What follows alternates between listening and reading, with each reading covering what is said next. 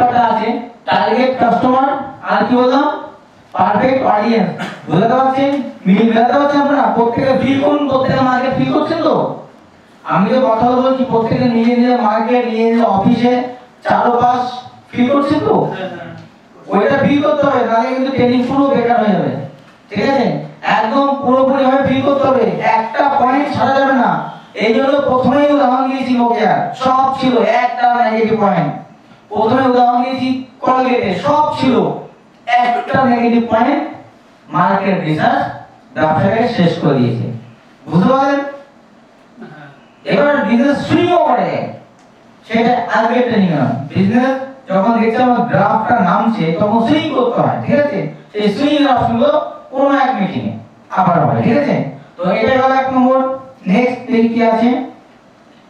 Testing assumption. এখানে দেখুন কি লেখা আছে, ব্যবসা শুরু করার আগে আপনি আপনার সঠিক অ্যাজাম্পশনটিকে টেস্ট করে তবেই মাঠে নামুন, তাহলেই আপনি গেইনার হতে পারবেন।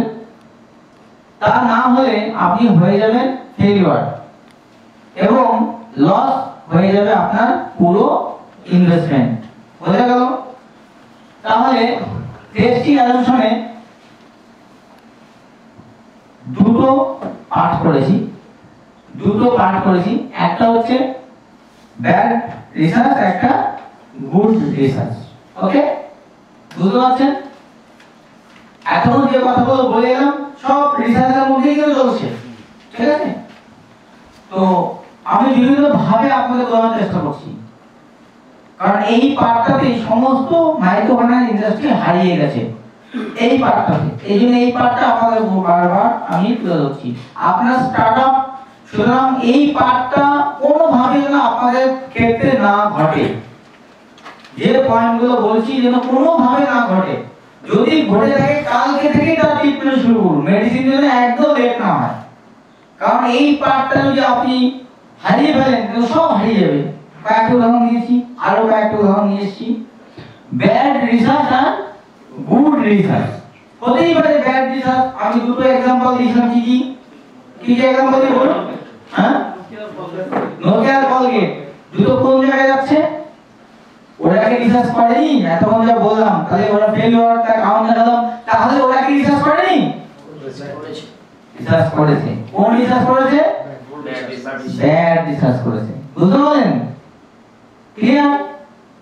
শুধু তাই নয়, এই ব্যাড রিসার্চের মধ্যে আরো অনেক কিছু আছে। আমি কলগেটের নাম নিয়েছি কারণ কলগেট এন্ড নোকিয়া ওয়ার্ল্ডের বেস্ট কোম্পানির মধ্যে। ঠিক আছে? সেকেন্ড চলে আসি, ওই ব্যাড রিসার্চের মধ্যে দেখুন রয়েছে, কে রয়েছে? এলজি মোবাইল রয়েছে। ওরাও রিসার্চ করে নিয়েছে, কিন্তু আজকে মার্কেটে আছে নেই। তার মধ্যে রয়েছে কলগেট ফুড প্রোডাক্ট, যেটা আমি বলে দিলাম একটু আগে। ইউসি শুনেছেন? এটা কিন্তু আমার ব্যাড রিসার্চের মধ্যে নয়। এর কি আছে এখানে? ইউসি সুইং করে গেছে। একটু বললাম সুইং করে গেছে। দেখুন ইউসি হচ্ছে প্রথমে সিনেমা বক্স দিয়ে লঞ্চ করেছিল। কিভাবে লঞ্চ করেছিল? ওরা ভেবেছিল যে সিনেমা বক্স, একটা বক্স বানাবো, এই যে আমাদের ঘরে তো কোনো রাউটার লাগানো আছে কোনায়, যেখান থেকে এই ল্যাপটপ চলছে, টিভি চলছে, তাই না? রাউটার লাগানো আছে। তা এবং এইটা চলছে, আমার এটাও চলছে, এই যখন একটা রিসিভার লাগানো আছে। তো এইটা হচ্ছে এই কনসেপ্টটা নিয়েছিল ইউসি। ঠিক আছে? মানে তখন তার নাম ছিল সিনেমা বক্স নিয়েছিল। তারা ভেবেছিল ট্রেন লাগাবো, ফ্লাইট লাগাবো, পরে রেস্টুরেন্ট লাগাবো, এখন তো অ্যাভেলেবল হয়ে গেছে। সেই সময় ভেবেছিল, কিন্তু প্লেনে তো নেট অ্যালাউ নেই, ট্রেনে বহু লম্বা প্রসেস হয়নি, আর বাস অটো যা আছে এরাও খরচা পাবো কোথায়? ইএমআই সমস্যা, অনেক রকম সমস্যা। তখন এটা পুরো ফ্লপ খেয়ে যায়। ফ্লপ খাওয়ার পরে এরা আরবান ক্লাব বলে সুইং করে যায়। এখন সাকসেস এর হিস্ট্রি পরে একদিন শোনাবো, জাস্ট এক্সাম্পলের জন্য রেখেছি, নামটা আপনাদের শোনানোর জন্য। এবার গুড রিসার্চের মধ্যে কি আছে? গুড রিসার্চের মধ্যে বলছে ওলা, ওয়ো, আমাজন। আমাজন কিভাবে শুরু হয়েছিল? বই বিক্রি, রাইট? আমরা যে একবার আগে আমাজন আসেনি, বই বিক্রি করেছিল। আমাদের বই বিক্রি করতে হতো, আগে পৃথিবী সব বিক্রি করে দেয়, তাই না? সবকিছুই আছে। এরা সঠিকভাবে রিসার্চ করে সার্ভে করে এসে। ওয়ো এটা কি হোটেল কনসেপ্ট, ওলা এটা কি গাড়ি ক্যাব কনসেপ্ট। দেখা যাক এরা কি করেছে।